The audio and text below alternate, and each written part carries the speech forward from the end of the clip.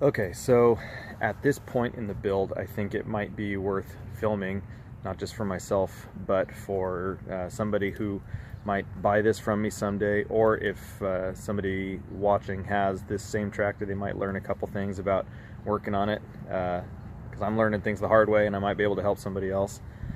So I'm in the process of restoring, kind of rebuilding, I think a 1963 John Deere 420U utility tractor. It's a 2-cylinder gasoline engine, and this one is particularly unique. And the more I work on it, the more unique I realize it is. The guy that owned this before me, he's since passed away, but after he passed away, a friend of his sold it for him, sold it to me, and he didn't know a lot of the history on it. So as I've been working on it, I've learned that this tractor is not the way John Deere sent it from the factory. He's done a lot of this work himself, a ton of it himself. Some of it is real professional. Some of it is a little jimmy rigged, but that's just the way it goes sometimes, especially when you're living the ranch life. You got to get stuff done, and sometimes you just slap things together. So let me show you what I got going on here. So here she is. And you'll notice if you have one of these, you'll be wondering about that loader bucket. I don't know what this is off of. I can kind of see the word Henry on it, and I'm not sure where that comes from, but this is not a John Deere loader kit. This is something that he put on himself. We got a great deal on it, especially considering the fact that it has a loader bucket on it.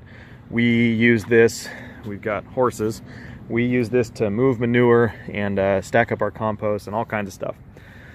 So the story with this thing, when I first bought this, saw it on Craigslist, drove out to see the guy, it fired right up for him. He drove it around a little bit, and I said, yeah, done deal, I'll take it. He threw in this spring tooth harrow, which we really needed for grooming our arena. Our arena was in really rough shape, so he threw that in, and we were set. So I went home, grabbed a rental trailer, drove out to get it, started it up for me, drove it onto the trailer, drove it all the way home. It's about an hour-and-a-half drive, and when I got home, it would not start, no matter what I did. I was making an awful sound. I have a fairly mechanical background, but I could not figure out what it was.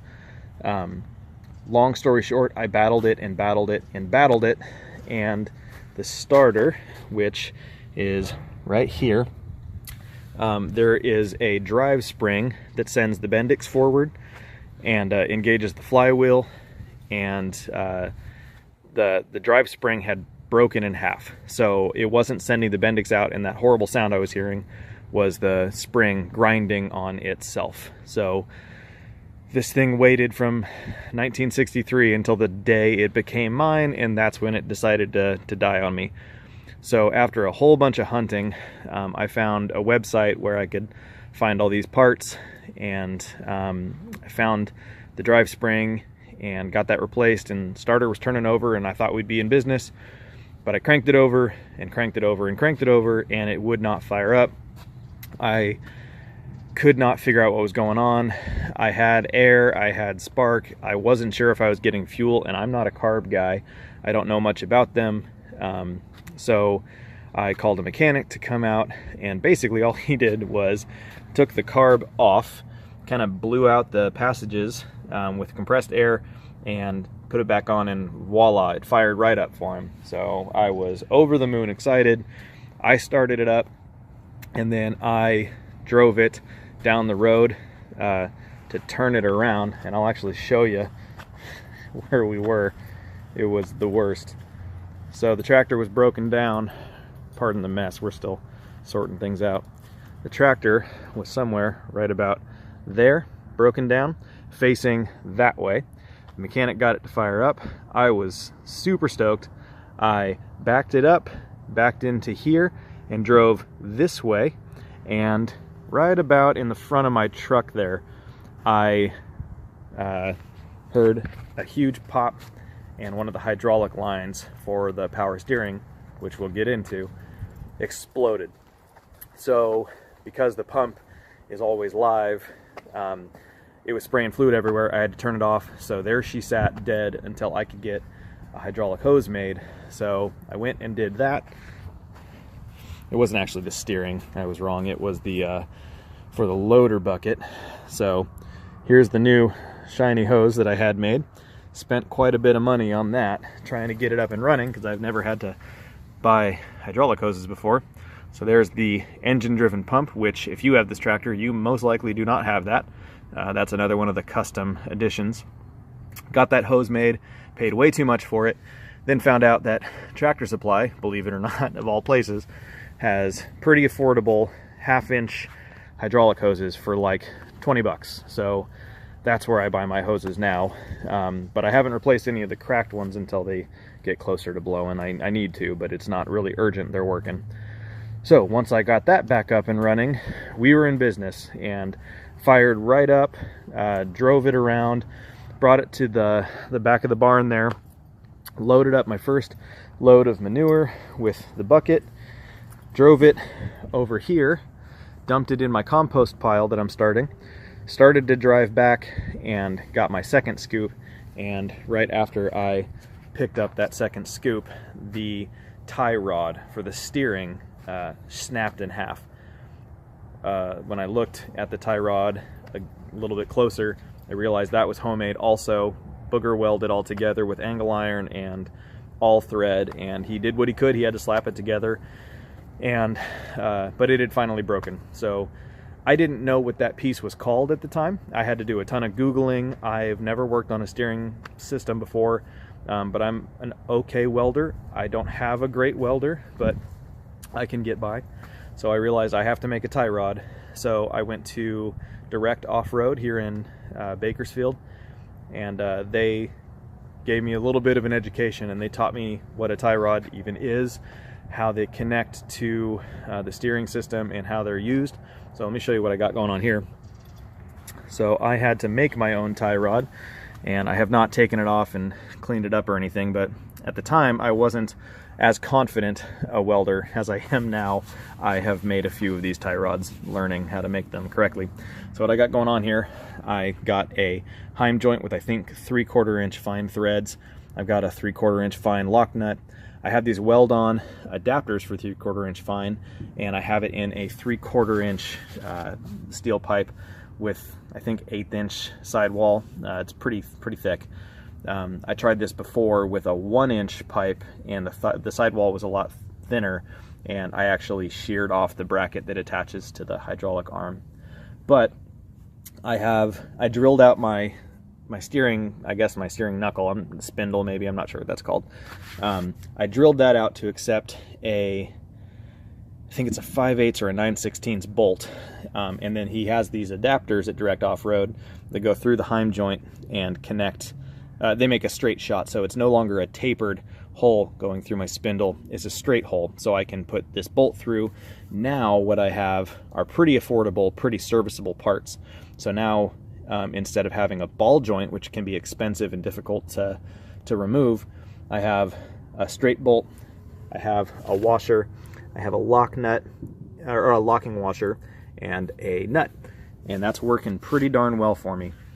What I did was I made it pretty straight, and I let the steering system actually do the bending for me. I tried to bend it myself last time and kind of kinked it, and it wasn't fun, and I thought, whatever, I'll just let the tractor do it for me. So also, if you have this tractor, this is your power steering pump, and obviously it's not mine because it's not hooked up to anything, so that's just sitting there. My hydraulic pump is actually engine driven right there, not belt driven, and it's feeding all kinds of systems. I've got my bucket, I've got my 3-point hitch, and I have this fun little contraption that barely works, but it works. This is a hydraulic ram that the previous owner fashioned to push his tie rod back and forth with, I don't know how well you can see it, I'll try to get this back in there. I kind of welded a double shear tab back there that this hydraulic ram grabs onto, pushes my tie rod back and forth, and that gives me my steering. It has a tendency to want to flop around back there, so I put it back there, and it kind of bends itself. You can see there's a really slight arc to it. It's probably maybe an inch off axis from point to point. So anyway, this one's been working fine. The first one I did, the welds sheared off and actually ripped some of the sidewall out of the pipe, but you can see back in there my little bracket. When I pull this off to paint it, I'll take a video and show you. So that's my steering system. Other things I've worked on, I had to work on the charging system because my battery wasn't working, and some other things. With the project I'm working on right now, give you a little teaser. I'm going to make a quick video about this later because this project is going to be a little bit more complicated than I originally thought. Here's my exhaust manifold and intake manifold. They're actually a combination manifold. So one gasket for all three and one piece of cast metal. This is a strange setup. I think this used to be an orchard tractor, and so what it used to do is it had a muffler that attached here and came out and sort of down. Obviously that's not going to work now for this tractor because I have this loader. So the muffler would get pinched between the upper arm and the hydraulic ram and the frame. So that's not going to work. So what he did was he welded himself up a 90-degree up pipe to mount to the flange and send a muffler up. I didn't like that setup, and I didn't like having a muffler on it. I want to try to get this thing to breathe a little bit, and it doesn't. I don't really enjoy looking at that muffler. I wanted to look at something a little cooler.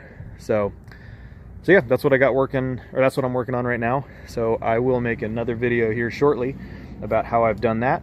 And since this thing has been so time consuming, figured it might be worthwhile to help other people learn about this tractor and what they can do to fix theirs up. And hopefully by the time we're done with this thing, it'll be something to look at. So until next time.